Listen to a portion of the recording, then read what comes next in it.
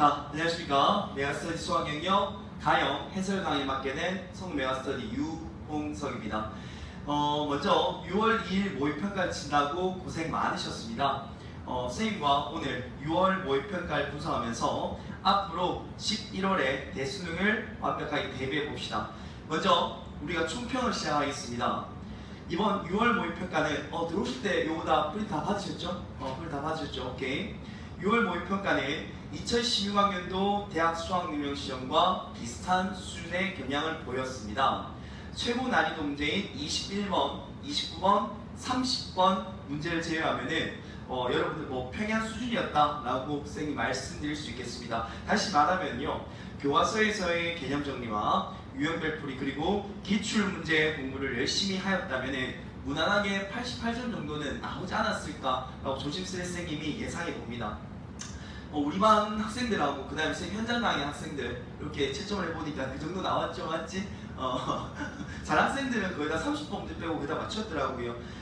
이번 6월 모의평가를 완벽하게 분석해서요, 앞으로 여러분들 대학 수학능력시험에서는 원점수 100점을 쟁취하시기를 바라겠습니다. 자, 그러면 선생님이 이번 6월 모의평가를 보면서 문제 분석을 좀 하도록 하겠습니다, 얘들아. 간단하게 여기 판서하면서 말씀을 드리도록 할게요. 이쪽에 카메라 괜찮습니까? 오케이.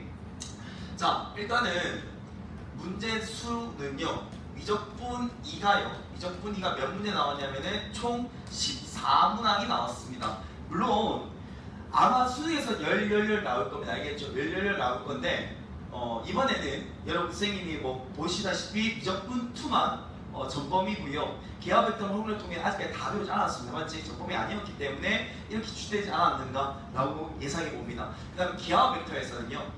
자, 기하 벡터에서는 선생님 써놨다시피 총 몇 문제 나왔습니까, 얘들아? 8문제가 나왔습니다. 8문항이요. 8문제가 나왔고요. 그 다음 확률과 통계에서 총 몇 문제 나왔냐면은 또 8문제가 나왔습니다. 이렇게 해가지고 30문제가 출제되었다라는 것을 먼저 말씀드립니다. 그런데 주목할 만한 점은요, 확률과 통계 4문제가 문과, 다시 말하면 나형과 같았습니다. 한 문제 정도가 점수가 아마 달랐던 걸로 선생님이 기억을 하는데 그거 좀 이따 선생님이 말씀을 드릴게요. 그래서 8문제 중에서 4개 중에서 8문제 중에서 4문항이 같았기 때문에 수능에서는 10문제가 주어지면 5문제가 문이과 똑같지 않을까 이렇게 예상해 봅니다. 자, 모의평가를 분석한 후에 우리의 자세 한번 보도록 할게요, 얘들아. 평가원 출제자분들께서는요, 이런 내용이 중요하다는 것을 알려주는 척도가 됩니다. 이 6월 모의평가가요. 그래서 여러분들이 이 문제를 푸는데 그치지 않고 완벽히 분석하셔가지고 어떻게 준비해야 될 것인가, 여러분들이 그런 점을 주목해서 해설 강의 듣고 앞으로 여러분 수능 준비를 하셨으면 좋겠습니다. 뒷장 넘기겠습니다. 자, 뒷장 넘기셔가지고 우리가 특별히 주목할 점에 대해서 5가지 선생님이 5가지를 이렇게 적어왔습니다. 인터넷 강의를 들으신 분들은 요거 파일이 아마 올라갈 거예요. 올라갈 거니까는 프린트 하셔가지고 꼭 보시기를 바라겠습니다. 첫 번째 보겠습니다. 자, 첫 번째 보겠습니다. 선생님이 계속 주장하는 내용인데, 교육과정이 바뀔 때마다 얘들아, 교과서 순서라든지요, 또 들어가고 나온 부분이 있습니다. 예컨대 이번에 행렬 부분이 빠졌습니다, 얘들아.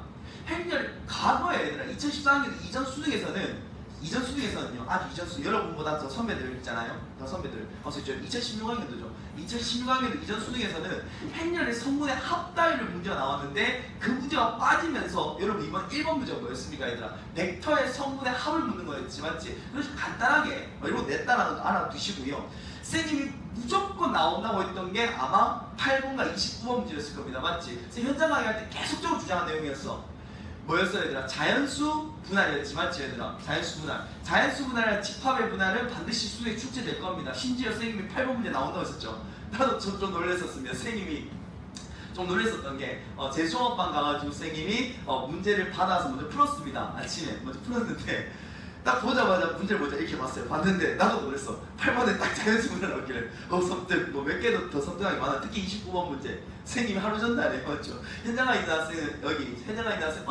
어제 수요일에 먼저 직강을 하면서 예상을 했었습니다. 했는데 29번이 나왔었죠, 맞지? 29번이 나와가지고 쌤 깜짝 놀랐었습니다. 근데 약간 난이도 있었다, 맞죠? 29번 문제 약간 난이도 있었습니다. 무튼간에 평면 벡터의 속도, 가속도, 거리 문제는 반드시 출제될 거예요. 그래서 학생들이 평면 벡터를 준비를 좀 많이 해주셨으면 좋겠다라는 생각하고요. 두 번째, 이번 몰표가 보면서 기함수와 다시 말하면은 원점의 대칭함수와 y축의 대칭함수 문제가 강조되었습니다. 최고 난이도 문제였던 21번 문제와 30번 문제가 바로 그 기함수와 우함수를 응용한 문제였어. 맞지 얘들아? 그래서 그걸 좀 여러분들이 잘 하셨으면 좋겠습니다. 선생님이 인터넷으로 듣는 학생들도 이 특강 형태로 올려가지고 할 테니까 꼭 보시기를 바라겠습니다. 자, 3번.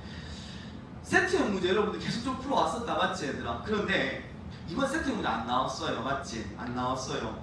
근데 작년 수능에 한번 볼게 얘들아. 작년에 보시면은 6월에는 14, 14번 출제되었습니다. 하지만 9월에는 출제되지 않았어요.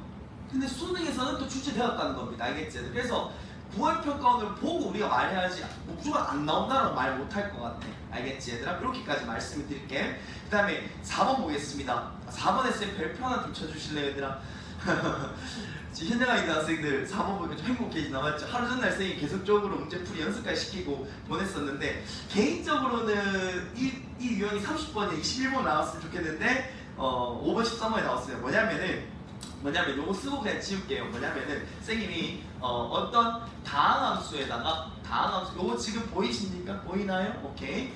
이렇게 다항함수 꼴에다가 곱하기 exponential minus x 요 정도의 곱으로 이루어진 함수가 있다라고 했다. 맞지? 얘에 대해서 도함수, 1개 도함수, 2개 도함수를 구하는 문제가 출제될 것이다 라고 했는데 조금 쉽게 출제돼서 맞지? 그냥 쉽게 미분법 정도만 아는 문제였는데 쌤 생각에는요. 쌤 생각 이번 30번 문제 봐도 첫 문제 굉장히 어렵거든. 맞지 얘들아? 굉장히 어려웠습니다. 쌤 솔직히 말씀드리면 나도 얘들아 나도 30번 문제 어려웠어. 그만큼 선생님이 자신감 있는 미적분이었고 기하벡터 문제였는데 불구하고 29번, 30번 문제는 의외로 좀 어려웠습니다. 알겠지? 의외로 말 표현은 좀 건방진 것 같아요. 어려웠습니다. 학생들은 체감 난이도 굉장히 높았을 걸로 예상이 되어져요. 선생님 생각이. 알겠지? 너무 부담 갖지 말고 알겠죠? 꾸준히 열심히 하신다면 30번 문제 무난히 맞출 수 있을 것 같아요. 자, 마지막 5번째 문제입니다. 얘들아. 수학 1, 2 내용이요. 간접적으로 묻는 문제가 출제되었습니다. 특히나 14번하고 19번 또는 이제 28번 있습니다. 선생님 마지막에 밑줄 한번 쳐주실래요 얘들아?